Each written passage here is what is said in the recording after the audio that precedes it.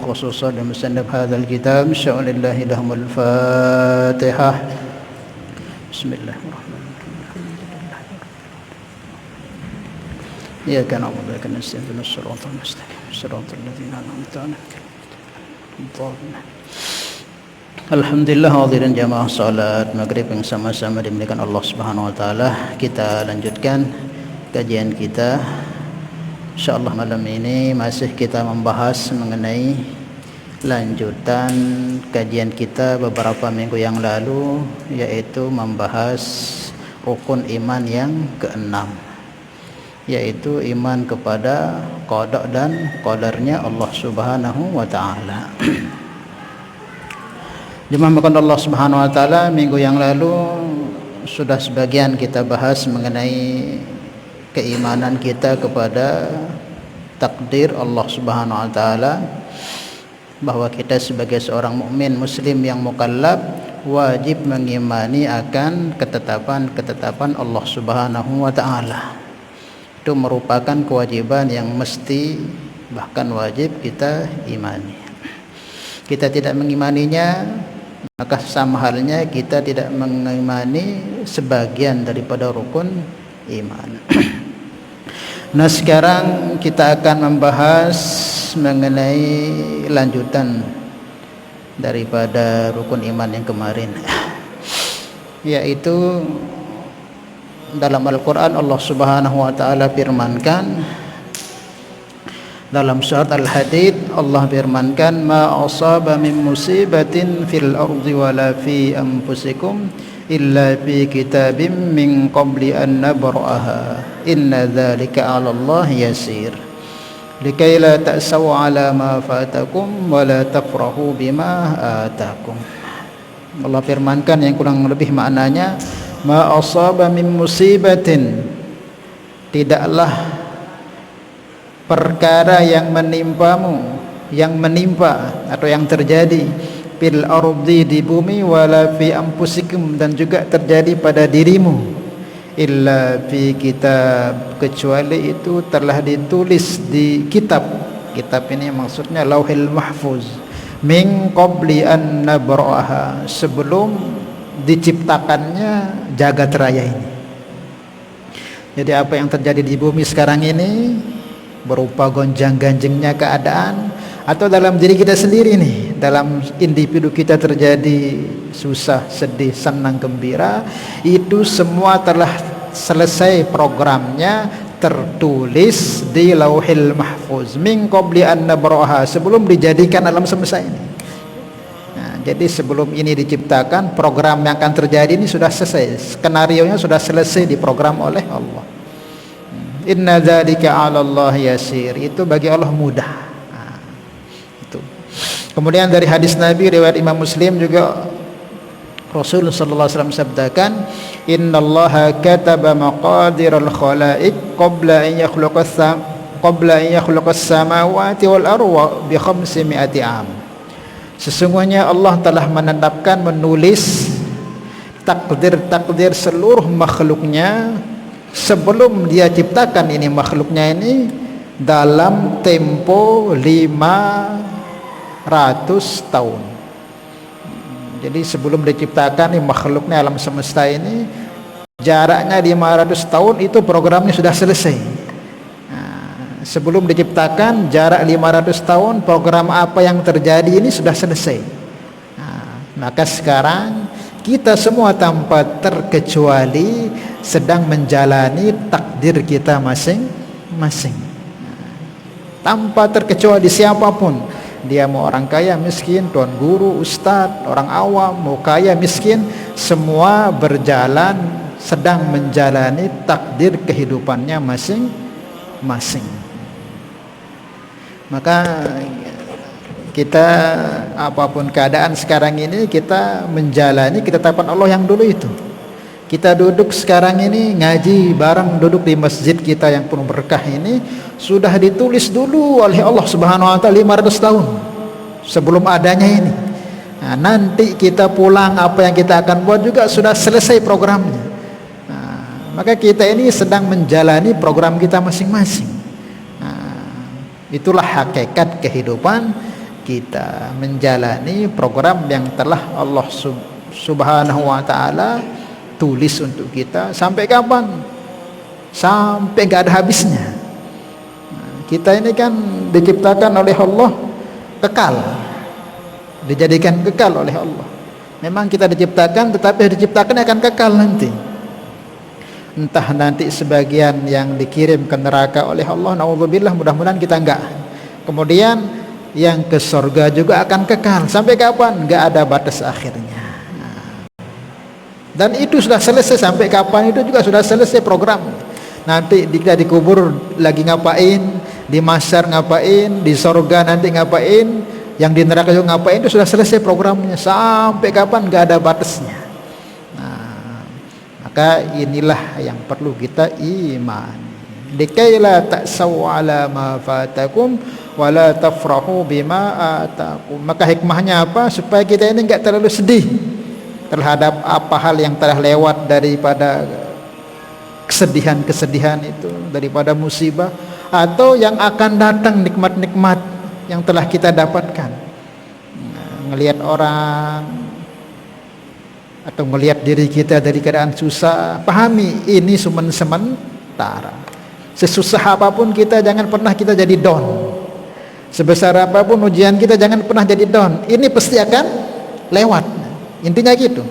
Apapun besar masalah kita, apapun besar kesenangan kita, jangan sampai kita senang sampai melampaui batas, atau sedih sampai melampaui batas, karena akan lewat itu. Akan lewat. Senang ya secukupnya, sedih juga secukupnya. Tidak ada orang yang akan susah terus sampai mati, tidak ada.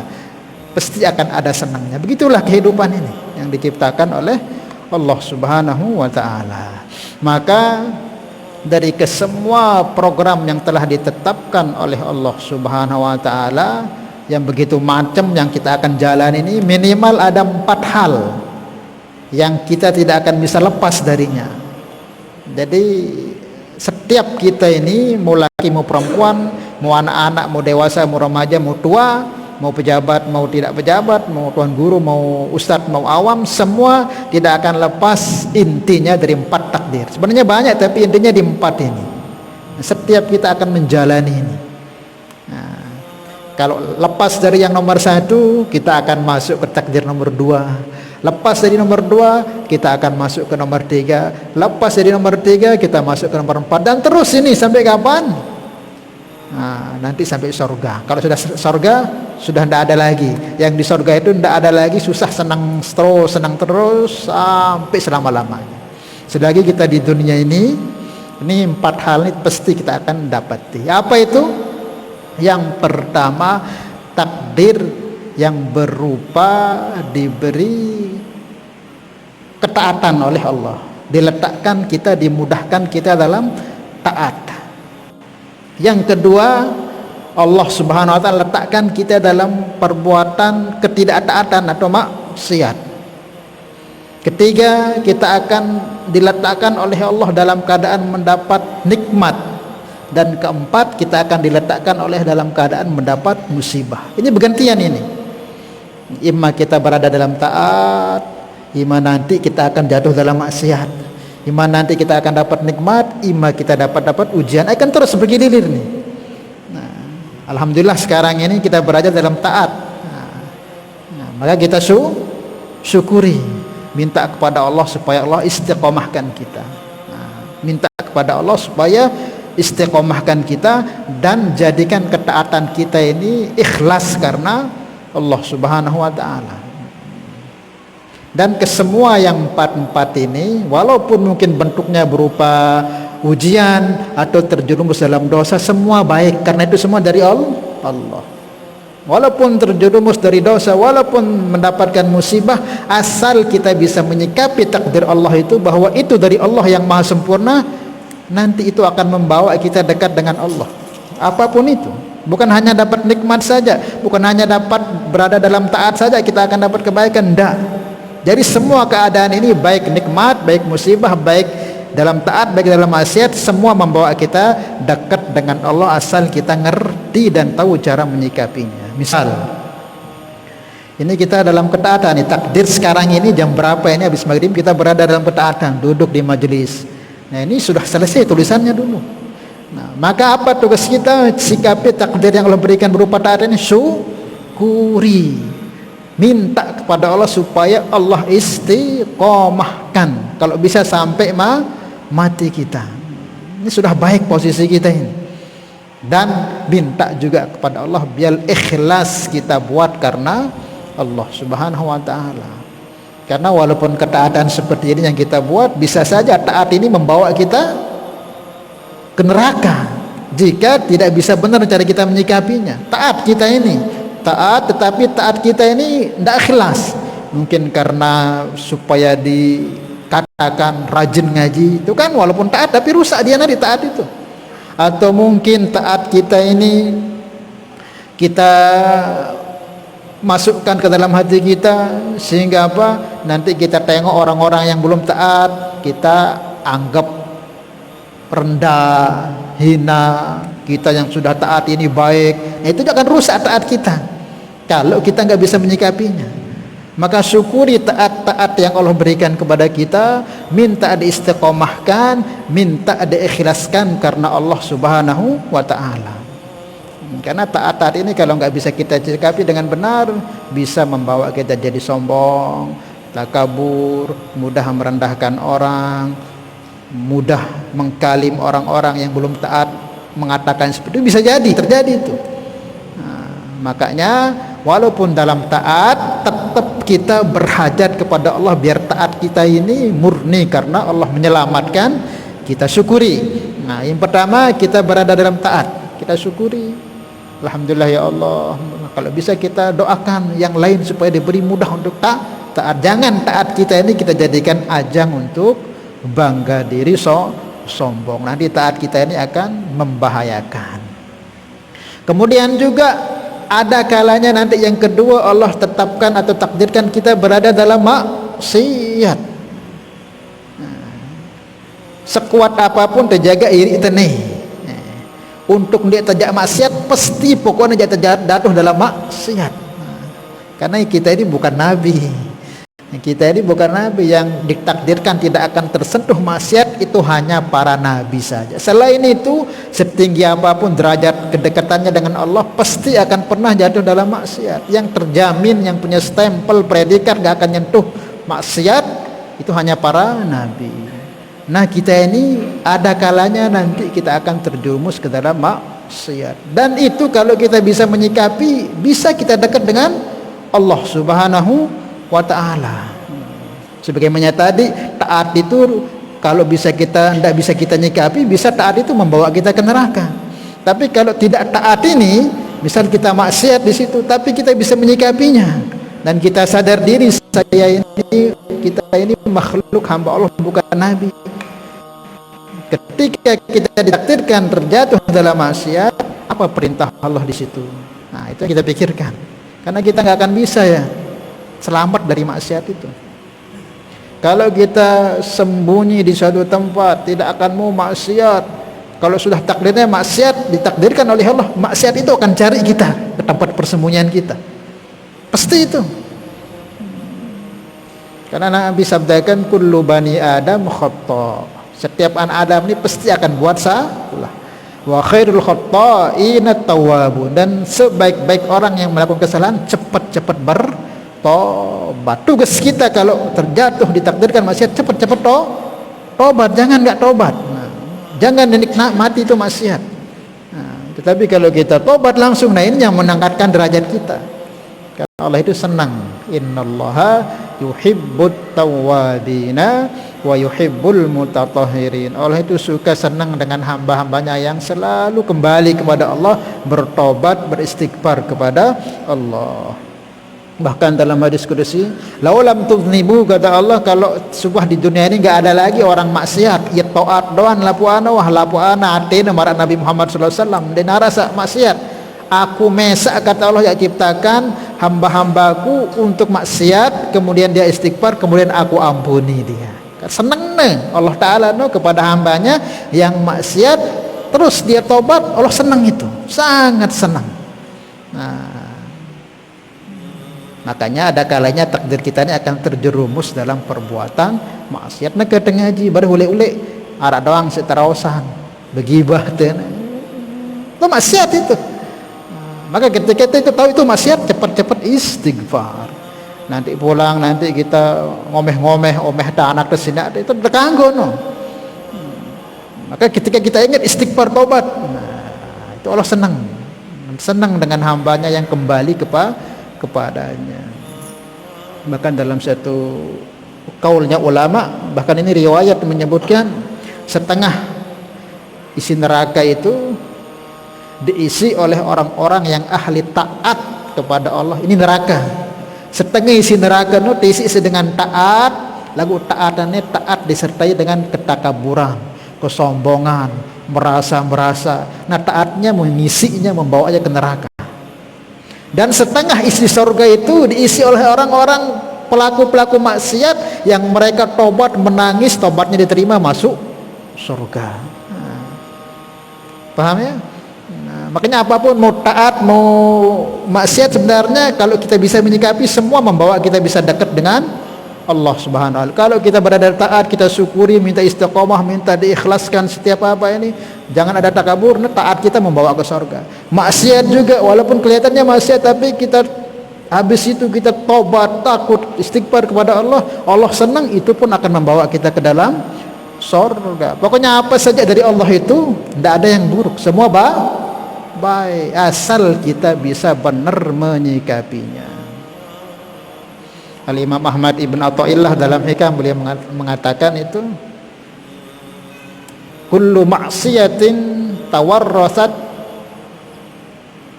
zillan wal inkisara khairun min ta'atin tawarrasat izzan wastikbara, kata beliau. Setiap perbuatan kesalahan yang kita buat nih, mungkin kita nggak bisa tahan nafsu kita, terus kita melakukan maksiat, terus habis kita lakukan kita nangis, merasa hina, rendah di hadapan Allah, hina, rendah, nggak ada gunanya di hadapan Allah, menangis, sedih, jauh lebih baik nih kata Imam Ahmad ketimbang taat yang kita buat tetapi mewariskan kita takabur, sombong, bangga diri, jauh lebih baik.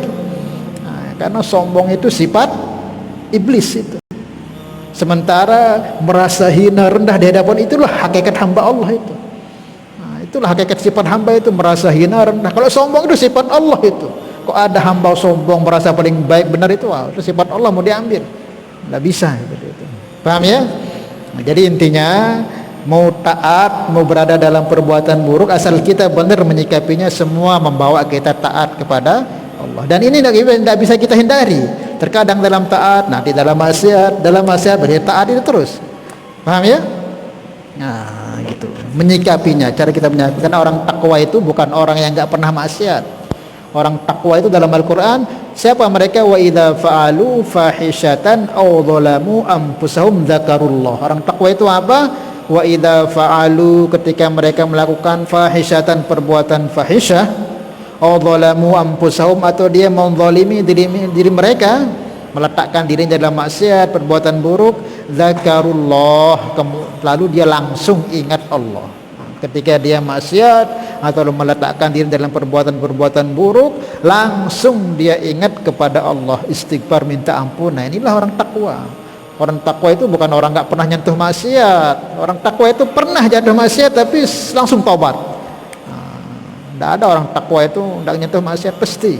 Yang nggak akan nyentuh maksiat, yang maksum hanyalah para utusan Allah dari kalangan para nabi dan rasul. Kemudian yang ketiga, kita akan jatuh ke dalam mendapatkan nikmat atau karunia daripada Allah Subhanahu wa taala. Entah berupa kesehatan, kemudahan, berupa harta, naik jabatan, itu semua nikmat itu.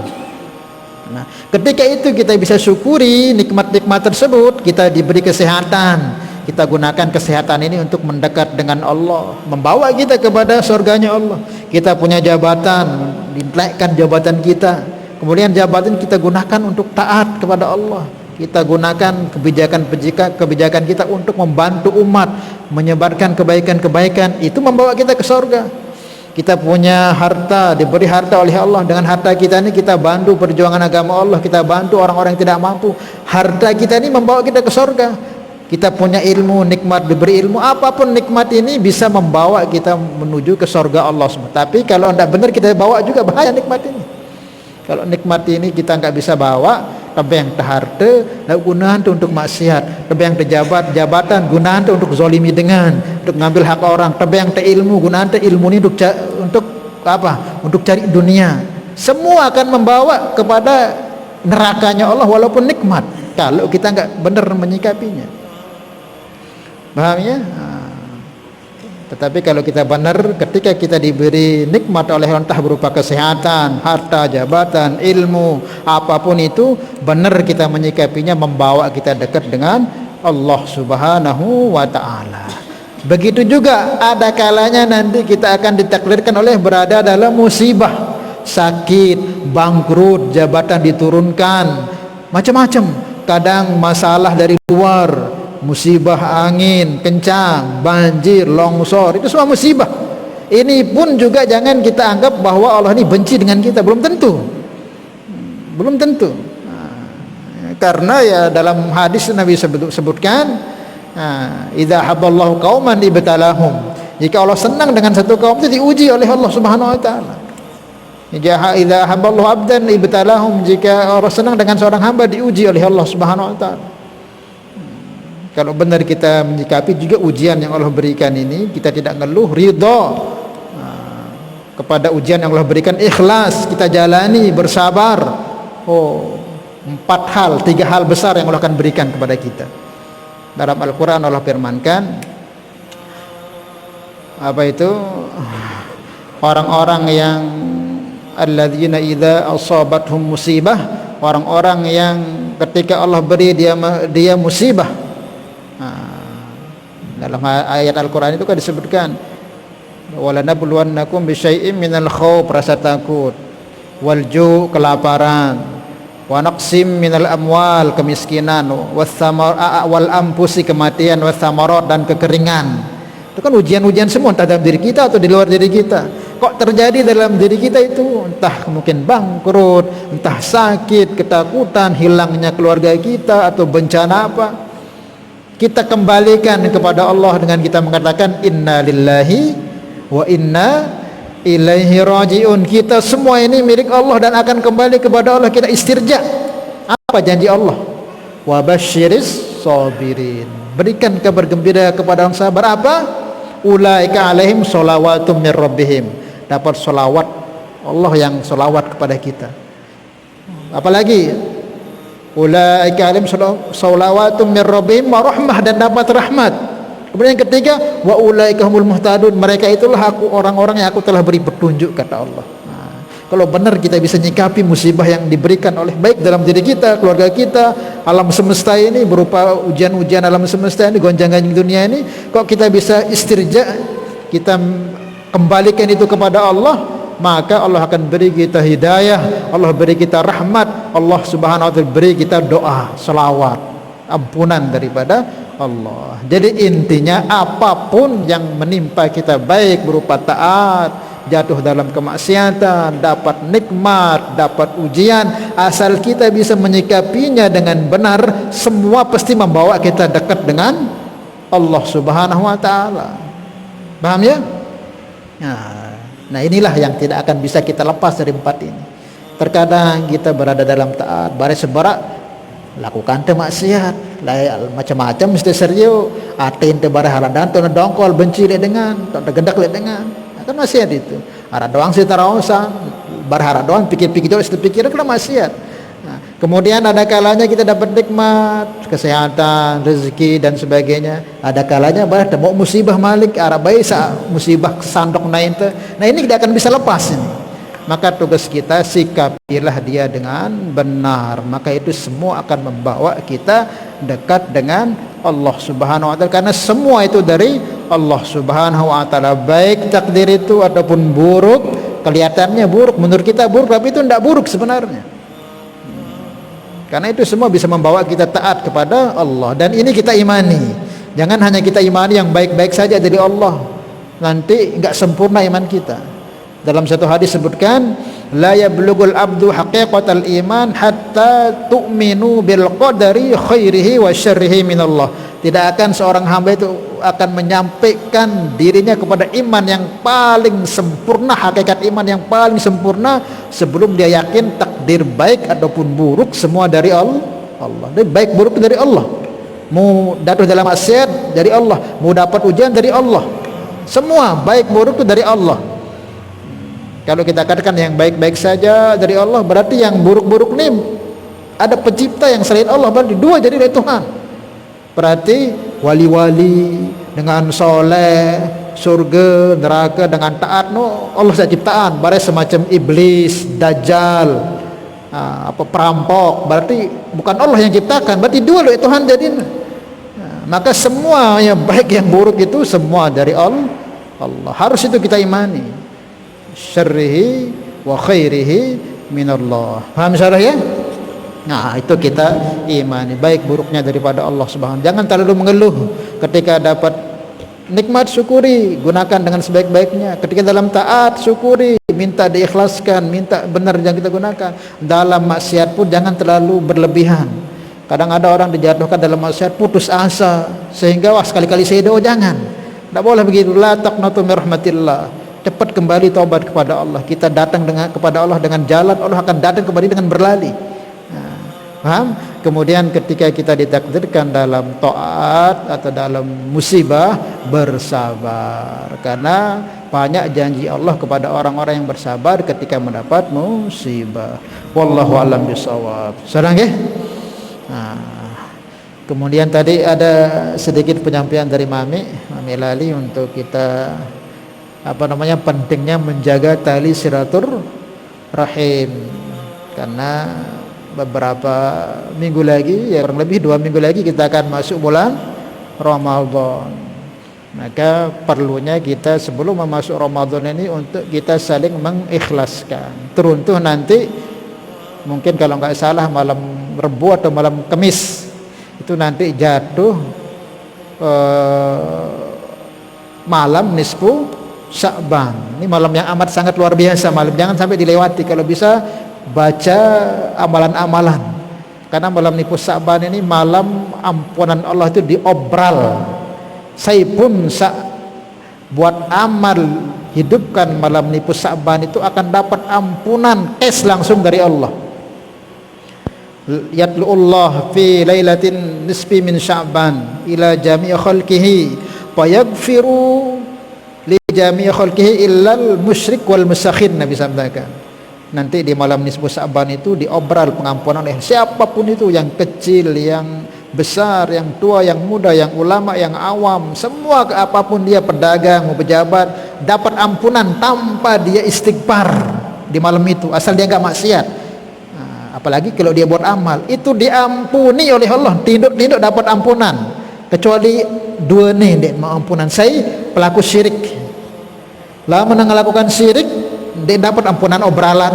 Semua dipandang dengan pandangan rahmat oleh Allah di malam nisfu Sya'ban itu, kalau enggak salah malam Kamis itu. Dia tidak sentuh maksiat, kalau bisa enggak amal ya tidur sudah, dapat ampunan, apalagi buat amal. Kecuali dua orang, siapa? Yang pertama al-musyrik, orang yang pelaku syirik. Syirik ini apa? Tidak hanya syirik itu menduakan Allah secara langsung, menyembah yang selain Allah. Bisa jadi ya kalau kita ini ragukan Allah atau munafik dalam diri kita, atau kita yakin ada benda yang selain Allah bisa memberikan manfaat mudarat, termasuk syirik itu, khofi. Atau mungkin bisa jadi kita meyakini bahwa termasuk juga ini merasa mampu kita melakukan taat dengan diri kita, ini syirik khofi itu. Nafikan itu semua, tanamkan la haula wala quwata. Intinya jangan ada kesyirikan dalam diri kita ketika malam itu dan seterusnya. Kemudian yang kedua wal musakhin. Musakhin ini apa? Orang yang memutus tali silaturahim. Ini pun enggak dapat ampunan. Obral ampunan dari Allah enggak akan dapat. Paham ya? Maka usahakan ya sebelum masuk nisfu Sya'ban, kita punya kesalahan ke istri kita yang laki-laki, atau yang istri ke suami, atau ke anak kita, ikhlaskan. Atau kita punya guru, minta maaf ke guru kita, atau kita punya tetangga, minta maaf sebelum nisfu Sya'ban ini. Supaya apa? Dapat obrolan ampunan Allah. Jangan malu-malu.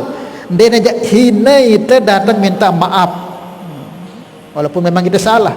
Apalagi kita enggak salah, Kita datang minta maaf dan apa-apa dia turun harga diri ente, misal kita ini dia ada salah lagu tantah ya minta maaf dia kita datang minta maaf dia ajak turun harga diri ente, dia nara orang kok karena Allah dia tidak akan turun harga dirinya, paham ya, supaya kita dapat itu nanti obrolan ampunan Allah Subhanahu wa taala. Lagu lamun masih dekman perbaiki no rugi tanah ini setahun sekali, mungkin dia mau tamu saban akan datang, paham ya. Nah makanya kita perbaiki hubungan kita. Dalam Al-Quran Allah firmankan duribat alaihimudz zillatu aynama thuqifu illa bihablim minallahi wa hablim minan nas. Kehinaan akan senantiasa menimpa dirimu baik di dunia ataupun di akhirat sebelum baik hubunganmu dengan Allah, hablum minallah wa hablim minan nas, dan hubungan kita dengan sesama.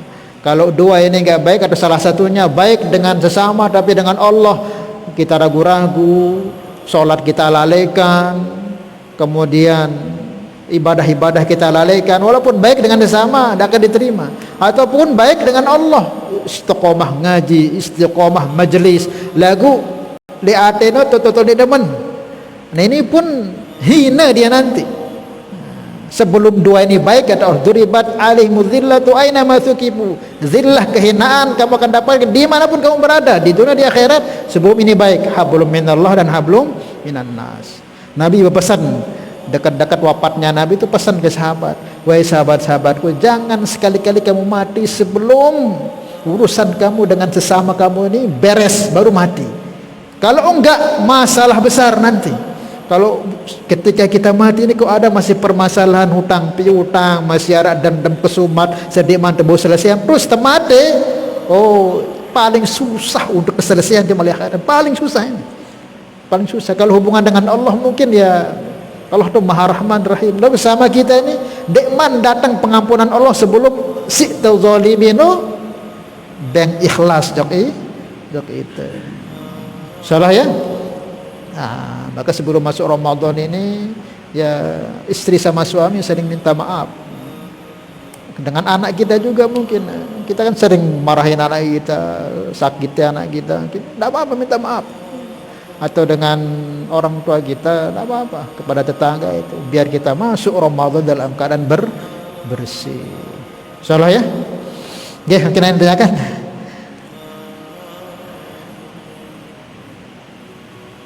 Hah? Udah masuk apa?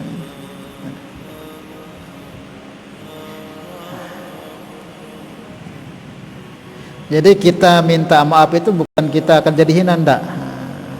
Bahkan derajat kita akan ditinggikan oleh Allah Subhanahu wa taala. Jangan sampai nanti kita yang disabdakan oleh Nabi sallallahu alaihi wasallam ketika Nabi berada di majelis, maka Nabi katakan sahabat, atadruna man muflis? Wahai sahabat-sahabatku, kamu tahu orang yang muflis itu bangkrut siapa? Maka sahabat katakan, al-muflisu pina ya Rasulullah. Kalau menurut kami orang-orang muflis itu, orang-orang bangkrut itu man la dirham lahu wala mata, orang-orang sendik berdua kepeng dan barang-barang. Iwano dengan rugi. Hidup dia denui kepeng dia berdua, barang-barang dia berdua. Ini orang-orang muflis, orang rugi. Maka Nabi sampai bukan itu orang rugi. Orang rugi siapa? Orang yang sampai ke akhirat besok itu dengan membawa pahala puasanya, pahala solatnya, pahala sodakohnya, semua dibawa. Luwek memang amalan dunia ni, ngaji aktif, semua gawe bagus.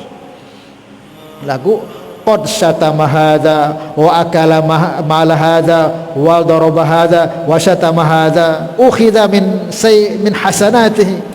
Tetapi dunia dulu dia pernah pukul orang, ambil hak orang, menzalimi orang, dan belum diikhlaskan di dunia, nanti diambil semua itu oleh orang-orang yang dizaliminya itu, diambil. Ya Allah, dia tamak ni si pula ni ke surga walaupun dia luwek lai zalimin aku, bait na barangku, dia mana minta maaf dia aku, diambil.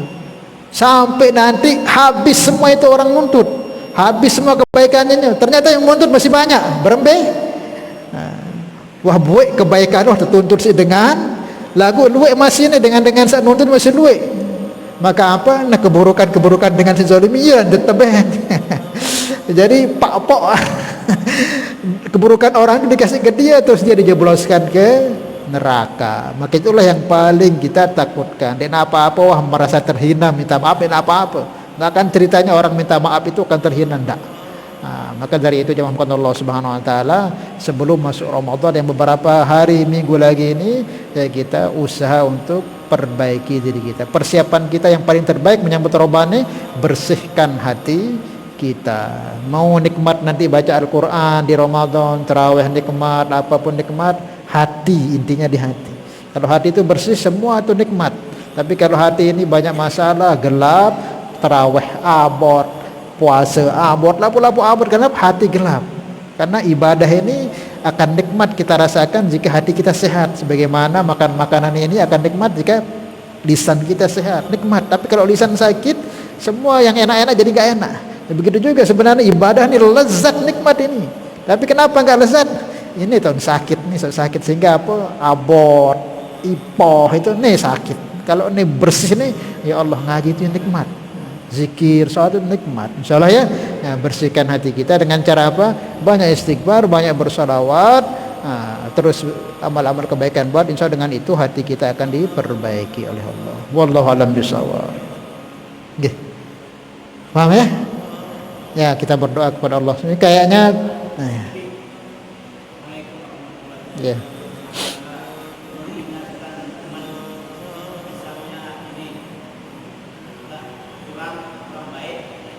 Ya.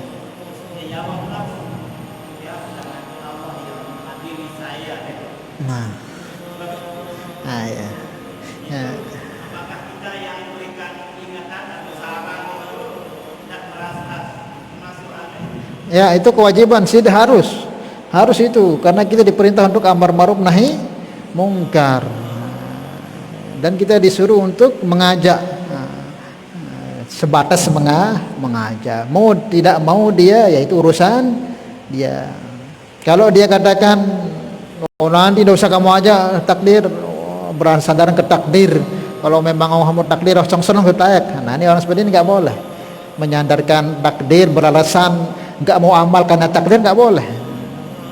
Kadang orang ini ia gunakan takdir ini sebagai alasan. Peri tanya aku berhamut takdir Allah Ta'ala datang juga kuasa aku paling dulu. Ini nggak boleh seperti itu. Innallaha la yughayyiru ma biqaumin hatta yughayyiru bi anfusihim. Tidak akan terjadi itu kalau kita sendiri yang merubah diri kita. Tetap sedang ngajak sudah. Ngembeja karena ya yang penting kewajiban kita ngajak sudah. Dia mau, ndak dia mau, sudah tetap dapat pahala. Nemele, ndak mele, kan sudah tetap dapat pahala mengajak. Kalau dia mau, dua pahala ndak. Terus dia mau nih ngajak selain telu, terus ngajak empat, nih mungkin lu pahala. Yang penting ngajak sudah dengan hikmah, bil mau'izatil hasanah, dengan kebaikan, dengan kasih sayang. Dia paksa ya, ingatkan dulu teh ngaji pun ramai suasana masjid di kampung dengan ngajak bagus-bagus. Jadi dengan paksaan. Insyaallah ya. Dan insyaallah kita ini kayaknya terakhir ini ya. Nah, terakhir ini pengajian buat yang mungkin masih ada, mungkin tuan guru yang akan ngisi lagi baru beberapa 2 minggu ini. Dan mudah-mudahan kita doa kepada Allah Subhanahu wa taala, Allah Subhanahu wa taala panjangkan umur kita untuk berjumpa dengan bulan Ramadan dalam keadaan sehat, selamat, afiat, dan mudah-mudahan pula nanti Allah perjumpakan lagi di majelis seperti ini di bulan selanjutnya di Syawal dalam keadaan sehat wal afiat. Al-hadhihi niyyah al-Fatihah. Bismillahirrahmanirrahim. Alhamdulillahirabbil alamin. Rahmanirrahim. Ya kana dzikra nastaghfiru dan insyaallah untuk kitab ini sudah selesai kita kaji. Insyaallah nanti untuk pertemuan selanjutnya kalau masih ada umur nanti kita carikan kitab, mungkin ya kita kaji masalah nasihat insyaallah ya. Kitab nasihat supaya kita siapkan diri kita untuk menjemput kematian kita insyaallah ya. Insyaallah. Wallahu a'lam bishawab. Salatullah salamullah ala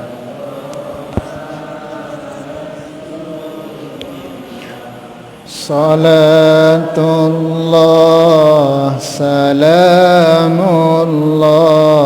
ala yasin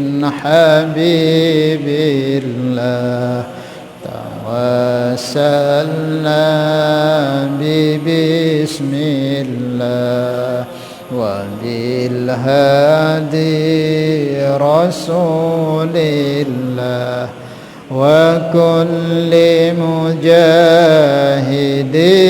لله بأهل البدر يا الله. Subhanallah bihamdihi subhanallahumma bihamdika asyhadu an la ilaha illa anta astaghfiruka wa atubu ilaik. Wassalamualaikum warahmatullahi wabarakatuh.